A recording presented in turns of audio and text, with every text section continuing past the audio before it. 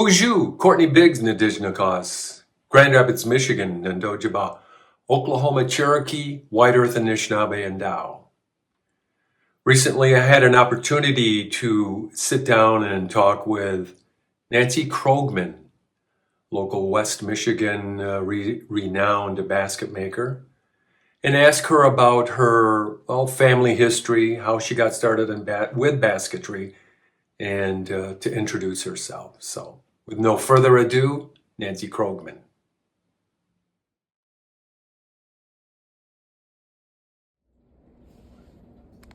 Thank you, Courtney. Bonjour. I'm a member of the Prairie Band Potawatomi Nation through my grandmother, Ellen Moore White Pigeon. I would have been Gun Lake if they had been recognized back when my grandfather was alive, but he passed away before they were recognized in the 2000s. I'm the youngest of 7 children, and my mother was the second oldest of 12, nice large Indian families. I spent my youth with my cousins playing at Potawatomi gatherings and the powwows when my aunt made her corn soup and sold it. And we just took part in the culture and the family, and it was a great experience. And I'm really happy in my senior years to continue on with this experience, selling my baskets and ribbon skirts at powwows. And my nieces and nephews come and attend and visit me. Unfortunately, I haven't had anyone curious enough to get interested in the basket making, but that should come down the road. My grandfather passed away when I was 16. And as a young child, you don't always appreciate what an elder can teach you. And I had thought about having his baskets and looking at them and thinking, that is something I really think I would like to do. So I asked my brother Levi Rickert where I could learn basket making. He said, contact our cousin, John Pigeon, part of the Pokagon band, and see if he'll teach you. So I called John and explained I was Levi and Ellen's granddaughter, and he invited me to come down to the powwow in Dowagiac, and he would sit with me and talk to me about the basket making. So I went down there, and John was very gracious and shared his knowledge with me, showed me how to make a basket, showed my husband how to process the wood, and took us out into the swamp and showed us how to pick trees out. This was the first day of many ventures in time that we would spend together as he would teach us the process. I made a basket and brought it home, and I'm thinking, as you're weaving the baskets, you're kind of taking the straps and weaving the past, the present, and the future all together. The baskets are beautifully made. We don't have any wood, glue, nails. It's just all intricate weaving together that in a tightly fit product that will last for hundreds of years. Nancy is now going to share examples of her family's basket and a couple of her own baskets. These are baskets that I've inherited from my family. This first basket here is a market basket, which my grandfather made. And it's black ash, and the handles are hand carved out of white ash because it's a harder wood, so we use that for the rim and the handles. You can faintly see the colors on the inside because they use natural dyes. The colors didn't last that long. This is also another basket my grandfather made, and it lost its sweetgrass loop. My Aunt Vivian White Pigeon passed away, and I inherited this basket when she walked on. And my grandfather was known for these feet. They're very unique. Not a lot of baskets have those particular footings on the bottom. And my grandpa also was known for braiding sweetgrass throughout his baskets. So that was part of his signature. And the original colors, again, are on the inside. My Aunt Lena Strong, she was Lena White Pigeon, was my grandfather's sister. She married Jim Strong, who was the chief up at the Sag Chip tribe. And she would make these purses for ladies. And nice. Love that. there are actually several of them in museums. And Lena would dye them, and then nice vibrant colors of the original basket on the inside. Beautiful. Right now I just use Rit dye because it's more permanent, but people would use potatoes to get a purple, and vegetables, strawberries, all kinds of things to get different color dyes. Beautiful. This is Wingush, which the baskets contain sweetgrass. And these are 2 baskets that I have currently made that are going to the Potawatomi gathering for sale in the next couple weeks. Beautiful. And I'm a fancy basket maker, which are these types of baskets here. And it seems like each Native person has their particular baskets that they work really well with. I cannot make a marker basket to save my life. I've tried, but I'm a fancy basket maker. I do have a story to go with. Take a few moments and tell you.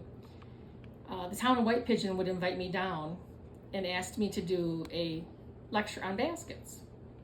And I brought down an array of older baskets and newer baskets. And the lady said she had a surprise for me from the museum down there. And I thought, well, what could she have for me down in White Pigeon? A lady came out of the crowd and addressed me and said that she wanted to donate something back to the city of White Pigeon. So I thought, okay. Her parents had owned property between here and Lansing. And in the middle of the night, somebody knocked on their door and they were heading back to Grand Rapids and couldn't make it. And said, can we sleep in your barn? And the people said, no, you can't sleep in our barn. You can sleep in the house. Back in 1910s, Indians weren't allowed in a lot of people's homes. They would actually sleep in the barn with the animals because they were Indians. And so they fed my great-grandfather James White Pigeon and my great-grandmother Martha Davis White Pigeon and their 3 kids and put them to bed. The next morning, my grandfather woke up and said, I have something for you, and brought the wagon and horse out and gave her a very large laundry basket. And the lady was so grateful, and it became a habit. Years and years would go by, and they would make the same trip and stop at the same farmhouse and spend the night with his family. And the lady passed away and left her niece instructions with the basket. It was to go back to White Pigeon, Michigan, where they had gotten the basket from the White Pigeon family. She wanted the basket to go back to the city of White Pigeon, to the family that had given her great-grandparents the basket. And the 3 little kids that were in the back of the wagon were my grandfather Levi, my Aunt Lena, and my great-aunt Ida. And I looked at the basket and I had such a rush of emotion. I was actually holding a basket that my great-grandfather had made. And it's an experience that I will never forget. Beautiful experience. Sure. And I hope that in my work that I create, people will have that same connection with the culture and the Indian people and the great rich history that we have in basket making. So it was the basket making, being introduced to it, working with John Pigeon, that got you acquainted with your culture at the time? Were you acquainted with your culture at all before basket making? Was it a part of your... Oh yeah, I was acquainted with the culture. I mean, we grew up. Growing up.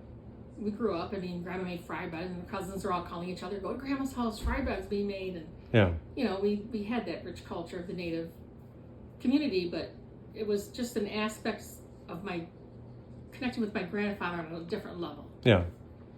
You know, and getting back to John Pigeon is so giving and so, patient.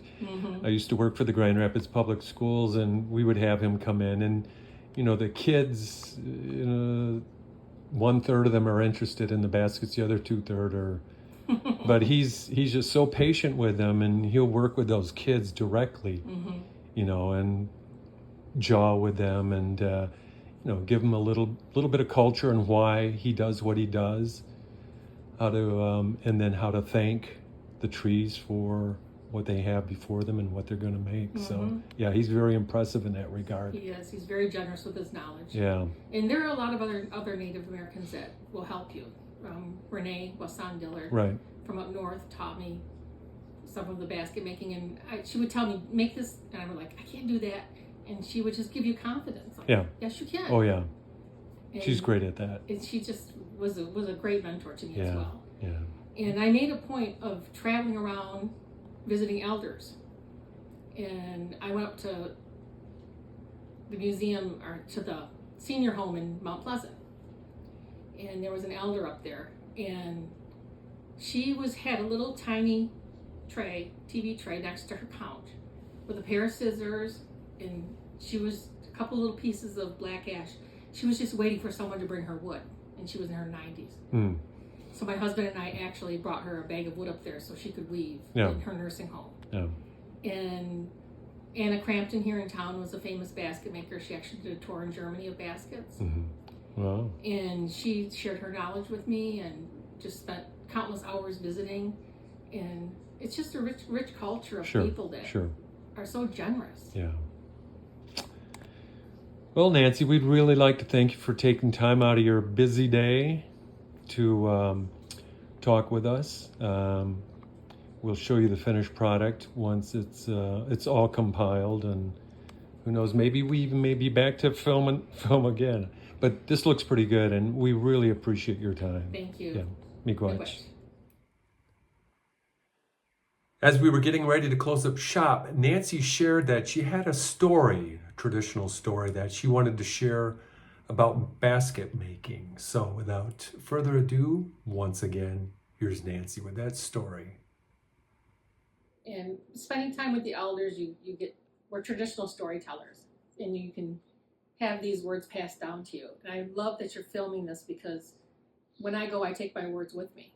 And now these words will be out there if somebody else is interested in hearing them. So I was working with Wasan Dillard, and she told me the story of the black ash. And the woman had made her husband a beautiful pair of moccasins. So he wanted to thank her. He was going to give her something to help her when she harvests the fruits and the vegetables. So he thought he was going to try to make her a utensil to do that with, but he didn't know what he was going to use or how he was going to do it. So he started wandering out, and he went up to a tree, and he said, "Tree, could I use you to make something for my wife to help her harvest the fruits?" And the tree said, "No, you can knock on my bark, you can tap the syrup and have what's in it, but you can't cut me down. I will give you my syrup. That's all I'm going to give you." So he said, "No, that's not going to help me." He said, he wandered on a little further, came to another tree. And he said to the tree, "Tree, could I cut you down? I want to do something and help my wife." And the tree said, no, you can just pick up my cones that are falling down and my needles, and you can use those. That's all I'm going to give you." He walks a little further, and he hears someone yelling, "Come here, come here." And he looks over in the swampy area, and he says, "What?" And he says, "I want to talk to you." He says, "No, I don't want to get my moccasins wet. You're out in the swamp. I don't need you." So he walked on a little further, went to the next tree. And he said to the tree, "Tree, can I cut you down and use you to make something for my wife?" And the tree said, "No, you can strip the outer bark of my tree, but you can take one layer. That's all you can take. That's all I'm going to give you." So after several more trees, he got disheartened, and he thought, "I'm just going to go back." So he's walking back, and he goes by that swampy area, and the tree yells out to him. And he says, "Come, come." So he says, "Okay." He takes his moccasins and he lays them down, and he walks out into the swamp and says to the tree, "What?" He said, "You can cut me down, and you can use my wood to make whatever your family needs. But you just have to promise me that you use all of me and don't waste anything." And the Anishinaabe looked up at him and said, "Really?" So he cut the tree down and took it back, and he couldn't believe the beautiful wood that would bend and do what he needed. And it was a gift that he was trying to walk by, that was calling out to him from nature and from God. The beautiful, beautiful baskets come from that experience of that Anishinaabe. Beautiful story. Miigwech, Nancy. How?